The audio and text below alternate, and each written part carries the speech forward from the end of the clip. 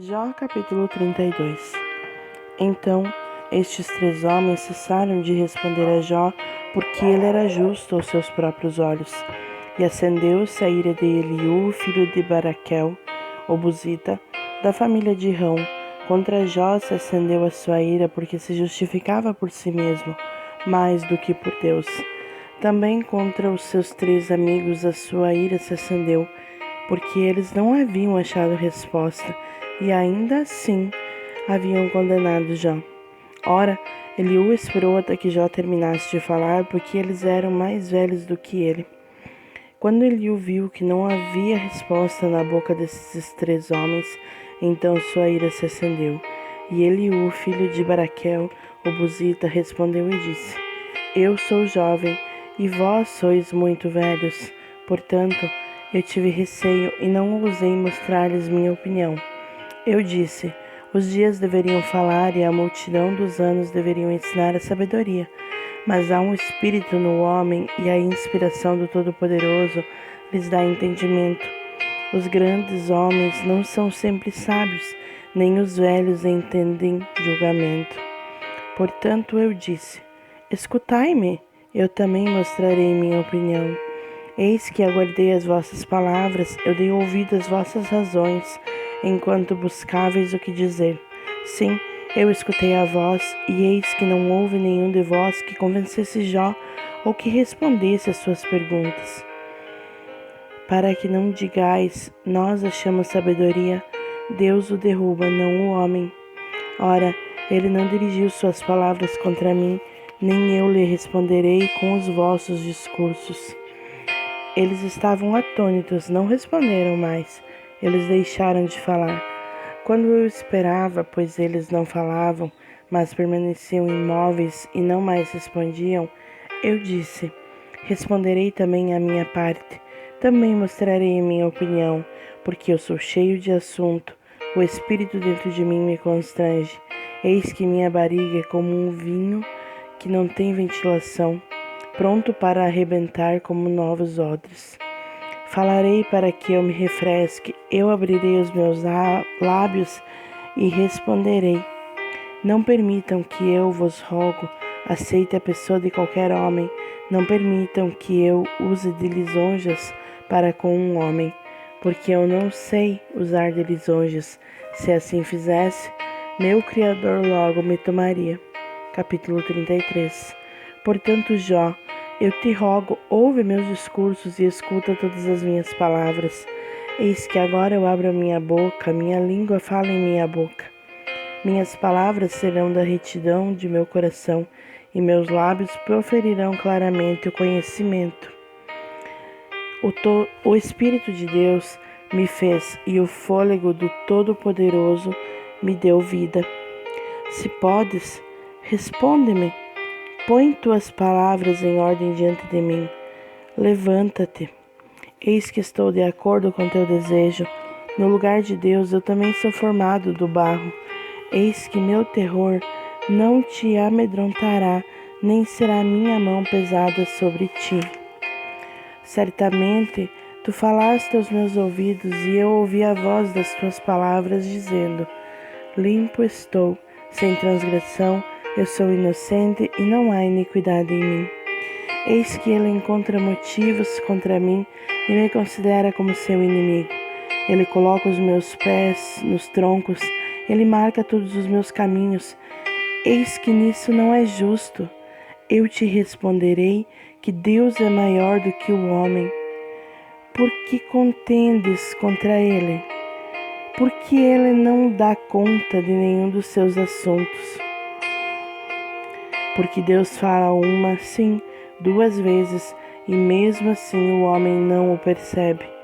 Em sonho, em visão noturna, quando o sono profundo cai sobre os homens, adormecidos sobre o leito, então ele abre os ouvidos dos homens e lhes sela a instrução, para que ele possa retirar o homem do seu propósito e esconder o orgulho do homem. Ele mantém sua alma afastada da cova e impede que sua vida pereça pela espada. Ele também é castigado com dor sobre o seu leito, e a multidão de seus ossos com forte dor, para que sua vida abomine o pão e a sua alma o saboroso alimento. Sua carne é consumida de maneira que não pode ser vista, e os seus ossos que não eram vistos aparecem. Sim, sua alma aproxima-se da cova e a sua vida dos destruidores. Se houver um mensageiro com ele, um intérprete, um entre milhares para mostrar ao homem a sua retidão, então mostra-se gracioso para com ele e diz: livra-o de descer a cova, eu encontrei um resgate. Sua carne será mais fresca do que a de uma criança. Ele voltará aos dias da sua juventude, orará a Deus e ele lhe será favorável, e ele verá sua face com alegria, porque ele retribuirá ao homem a sua justiça. Ele olha para os homens, e se alguém disser: eu pequei e perverti aquele que era correto, e não lucrei com isso, ele livrará sua alma de ir à cova e sua vida verá a luz. Eis que todas estas coisas Deus faz frequentemente ao homem, para trazer sua alma de volta da cova, para ser iluminado com a luz dos vivos. Presta atenção, ó Jó, ouve-me, fica em silêncio e eu falarei. Se tens alguma coisa a dizer, responde-me, fala, porque eu desejo te justificar. Se não, ouve-me, fica em silêncio, e eu te ensinarei a sabedoria. Capítulo 34. Ademais, Eliú respondeu e disse: ouvi minhas palavras, ó vós, homens sábios, e dai ouvidos a mim, vós que tendes conhecimento, porque o ouvido prova as palavras como a boca prova o alimento. Escolhamos para nós o julgamento, saibamos entre nós o que é bom, porque já disse: eu sou justo e Deus levou embora o meu julgamento. Deveria eu mentir contra o meu direito? Minha ferida é incurável, sem transgressão.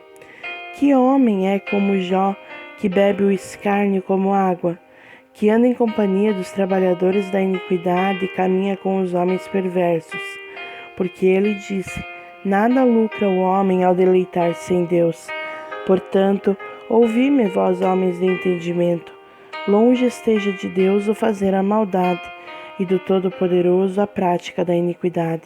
Porque o trabalho de um homem ele lhe retribuirá, e fará com que cada homem receba de acordo com seus caminhos.